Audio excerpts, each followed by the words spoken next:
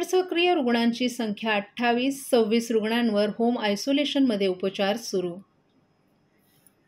ठाण्यात पुन्हा कोरोनाचे 2 नवीन रुग्ण आढळून आलेत. त्यापैकी एका रुग्णावर कळवा येथील छत्रपती शिवाजी महाराज रुग्णालयात तर एका रुग्णावर खासगी रुग्णालयात उपचार सुरू आहेत. सक्रिय रुग्णांची संख्या 28 आहे. यापैकी 26 रुग्णांवर होम आयसोलेशनमध्ये उपचार सुरू आहेत. या रुग्णांपैकी 5 रुग्ण हे कोविडच्या जेवण प्रकारातील असल्याचं आढळले. महापालिका आयुक्त अभिजित बांगर यांनी याला दुजोरा देत घाबरण्याची गरज नसल्याचंही सांगितले. नवीन प्रकारातील सर्व 5 रुग्णांवर होम आयसोलेशनमध्ये उपचार केले जात आहेत. तसंच ठाण्यात RT-PCR चाचण्यांची संख्या वाढवणं, सर्व आरोग्य केंद्रांमध्ये तापाच्या OPDमध्ये येणाऱ्या नागरिकांची कोविड चाचणी करणं, कळवा येथील छत्रपती शिवाजी महाराज रुग्णालयात खाटांची संख्या वाढवण्याच्या सूचना आरोग्य विभागाला देण्यात आल्यात. महापालिका प्रशासन पूर्णपणे सतर्क असून ठाणेकरांनीही सतर्क राहून प्रशासनाला सहकार्य करावं असं त्यांनी सांगितलंय. 2020 आणि 2021 मधील जागतिक कोरोना आजारामुळे प्रशासनासह सर्वसामान्य नागरिकांची चिंता वाढली होती. मात्र त्यानंतर हळूहळू हा आजार दूर झाला आणि गेल्या 2 ते 3 वर्षात हा आजार दूर झाल्यानं आरोग्य यंत्रणेसह सर्वांनीच सुटकेचा निश्वास सोडला. दरम्यान आता पुन्हा 2 जणांना कोरोनाची लागण झाल्याचं प्रकरण समोर आले. रुग्णालयाचे वैद्यकीय अधीक्षक डॉक्टर अनिरुद्ध माळगावकर यांनी सांगितलं की ठाणे महापालिकेच्या छत्रपती शिवाजी महाराज रुग्णालयात एका रुग्णावर उपचार सुरू असून त्याची प्रकृती स्थिर आहे. रुग्णालय प्रशासनाच्या वतीनं रुग्णाचे नमुने NIV पुणे येथे तपासणीसाठी पाठवण्यात येणार असून तेथे अहवाल आल्यानंतरच कोरोनाच्या प्रकारांबाबत माहिती समोर येईल. तथापि एकूण 28 रुग्णांपैकी 5 रुग्ण जेवण प्रकारातील असून प्रत्येकावर घरी उपचार केले जात आहेत आणि कोणतीही गंभीर लक्षणं आढळले नसल्याचं त्यांनी सांगितलं.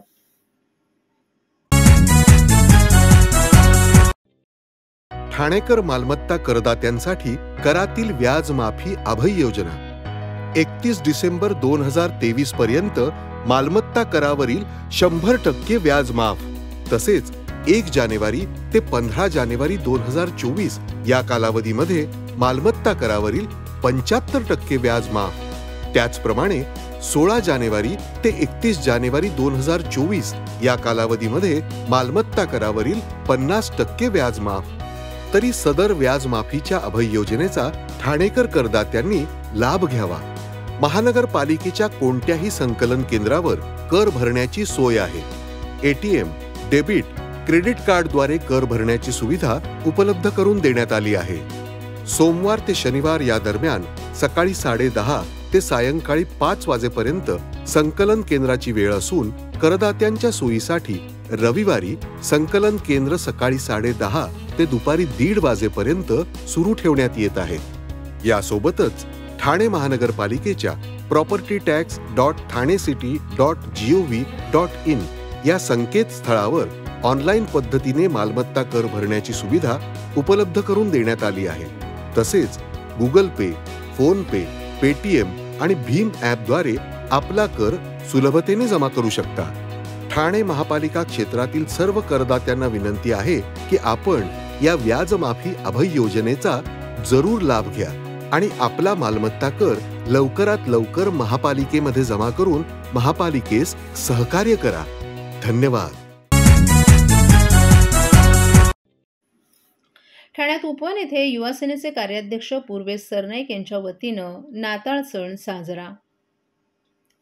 संस्कृती युवा प्रतिष्ठान आणि प्रताप सरनाईक फाउंडेशन यांच्या संयुक्त विद्यमानं तसंच आमदार प्रताप सरनाईक यांच्या मार्गदर्शनाखाली आणि युवा सेनेचे कार्याध्यक्ष पूर्वेश सरनाईक यांच्या पुढाकाराने ठाणे शहरातील नागरिकांसाठी यंदाही नाताळच्या निमित्तानं 25 ते 31 डिसेंबरपर्यंत उपवन येथे वंडरलँड ठाणे या अनोख्या फेस्टिवलचं आयोजन करण्यात आलं आहे. यावेळेस लहान मुलांसाठी विविध खेळाचं साहित्य मुलांसाठी खेळण्यासाठी ठेवण्यात आले.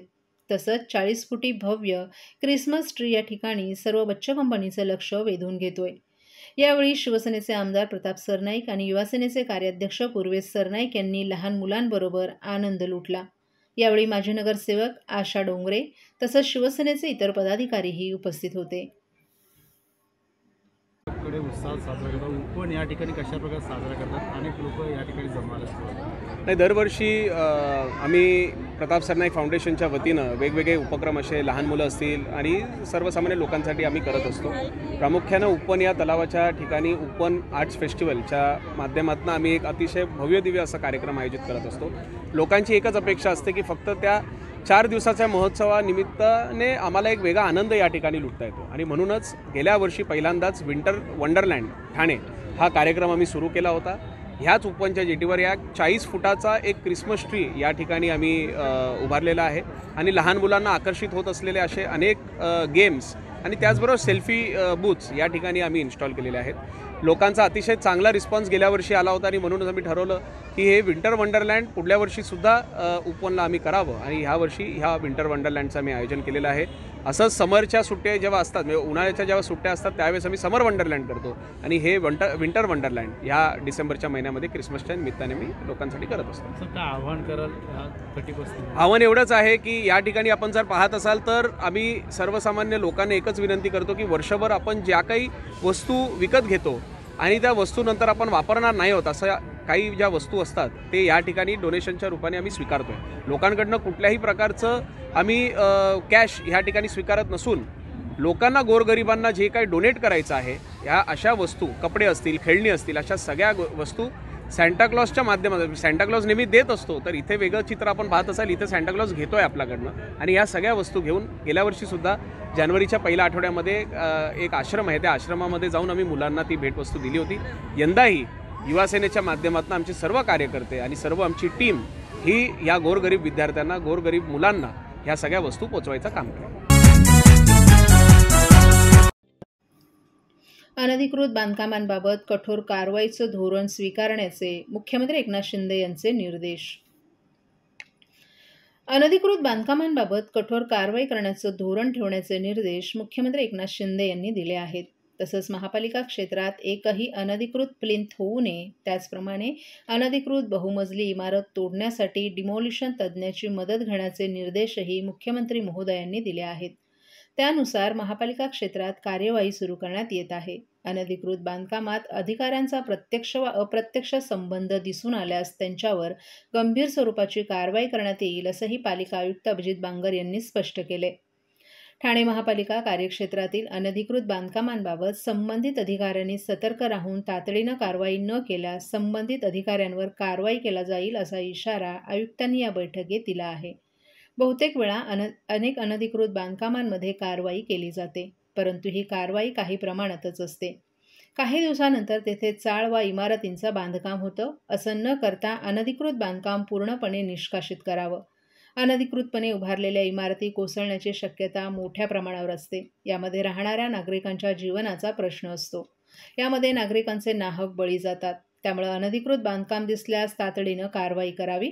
ते अनधिकृत बांधकाम बहुमजली असेल तर डिमोलिशन तज्ज्ञाची मदत घेण्यात यावी असंही बांगर यांनी सांगितलंय. हा नागरिकांच्या जीवितेचा विषय असलेल्या यंत्रणांनी परिणामकारक करावी अशी अपेक्षा आयुक्तांनी व्यक्त केली आहे.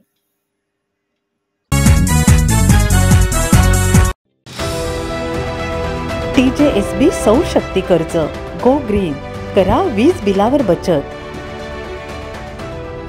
आकर्षक व्याजदर, 84 महिने परतफेड कालावधी, 80% लोन, व्यावसायिक आणि उद्योजकांकरता सुद्धा. अधिक माहितीसाठी तुमच्या जवळच्या शाखेला भेट द्या किंवा संपर्क साधा. 1800-223-466 आणि 1800-266-3466.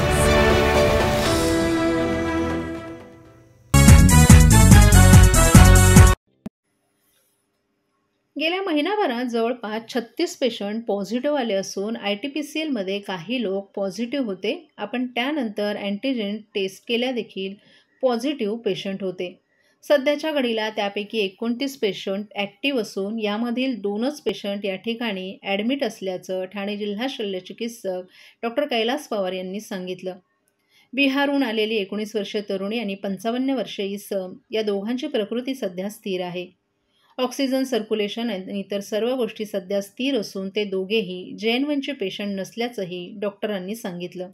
तसेच जे 2 पेशंट JN1 पॉझिटिव्ह होते त्यांना होम आयसोलेशनमध्ये बरं करण्यात आलं असून ते सध्या बरे झाल्याची माहिती त्यांनी दिली आहे. सध्या सर्व शहरात या संदर्भात टेस्ट वाढवण्यात आल्यात. तसंच RT-PCR नुसार आपण ELAचा सर्वे करत आहोत. सध्या टेस्ट वाढवल्यामुळे आपल्याला या केसेस जास्त प्रमाणात पॉझिटिव्ह सापडतील. मात्र JN बद्दल जी काळजी वाटत आहे त्यामध्ये आपल्याला काहीही तथ्य वाटत नसल्याचंही डॉक्टरांनी सांगितलं. काहींना आम्ही होम आयसोलेशन करत असून ज्यांना गरज आहे त्यांनाच आम्ही ॲडमिट करून घेतले आणि त्यांच्यावर उपचार सुरू केले आहेत. ठाण्यातील या संदर्भात 5 केसेस आल्या असून त्यांना होम क्वारंटाईन केल्यानंतर ते बरे झाल्याची माहिती डॉक्टर कैलास पवार यांनी दिली आहे. रेडी सर, सध्या काय परिस्थिती आहे संपूर्ण जिल्ह्यामध्ये? कोविडची किती पेशंट आहेत, कशा प्रकारची परिस्थिती आहे? कोविडचे पेशंट ह्या महिन्यामध्ये जवळपास आपल्याकडे 36 पेशंट पॉझिटिव्ह आले होते. पण ते RT-PCR काही लोक पॉझिटिव्ह होते, फक्त लिमिटेड. त्याच्यामध्ये जास्तीत जास्त आपण जे अँटीजन टेस्ट करू ते पॉझिटिव्ह होते. आणि त्यापैकी आत्ताच्या घडीला आपल्याकडे जर बघितलं तर 29 पेशंट ॲक्टिव्ह आहेत आणि याच्यातले 2च पेशंट आपल्याकडे ॲडमिट आहेत. तर ती 19 वर्षाची जी फिमेल आहे, बिहारवरून आलेली, ती ॲडमिट आहे. दुसरा एक 55 वर्षाचा माणूस आहे, पण तो स्टेबल आहे, त्याचं ऑक्सिजन सॅच्युरेशन वगैरे सगळं. पण हे दोघंही JN1 पॉझिटिव्ह नाही आहेत. जे 2 JN1 पॉझिटिव्ह होते होम आयसोलेशनवरच ते बरे झाले आणि ते आता क्युअर्ड झालेले. त्याच्यामुळे असं काही प्रॉब्लेम नाही. दुसरी गोष्ट महत्त्वाची मला एक सांगायची की आत्ताच्या घडीला याच्यानंतरही आपण ज्या पद्धतीने टेस्ट वाढवलेत, आपण सगळीकडे याची टेस्टची फॅसिलिटी अवेलेबल केली, टेस्ट वाढवले, रॅटच्या किट्स दिलेल्या आहेत, VTM मीडियम दिलेलं आहे, आपण RT-PCR करतो आहे आणि त्याचप्रमाणे सेंट्रल आणि स्टेट गव्हर्नमेंटच्या याच्यानुसार आपण ELI आणि SARIचा सर्वे करतो आहे आणि टेस्ट वाढवल्या. जर टेस्ट वाढवलं तर डेफिनेटली ह्या केसेस आपल्याकडे पॉझिटिव्ह जास्त येतीलच. कारण त्याच्यामुळे परंतु JN बद्दल जो पॅनिकनेस चालू आहे तो साफ मला तरी आता त्याच्यात जास्त काही तथ्य वाटत नाही. आपण आता 7-8 दिवस झाले या गोष्टीबद्दलचं की त्यापेक्षा जास्त दिवस झालं JN1चा येऊन आपण त्याच्यात पेशंटला ऑब्झर्व करतो आहे. नवीन काही सिम्पटम्स नाही की याच्यामध्ये काही कॉम्प्लिकेटेड असं वाटत नाही.